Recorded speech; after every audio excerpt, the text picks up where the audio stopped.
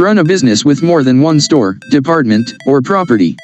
Using classes in QuickBooks Online lets you track profitability for each segment separately. Welcome back to Guide with Samuel. First, you need to turn the feature on. Go to Settings, the gear icon, then Account and Settings. Select the Advanced tab and turn on Classes. You can also turn on Location Tracking if you prefer that label. Next, go to Settings. All lists classes or locations. Click New to add each division, like Downtown Store, Online Sales, or Marketing Department. My crucial pro tip: make class selection mandatory. In the same advanced settings, check the box for Prompt to assign classes. This forces you or your team to assign every transaction to a class, ensuring your tracking is complete and your profit and loss by class report is accurate. Gain crystal clear insight into which parts of your business are truly making money.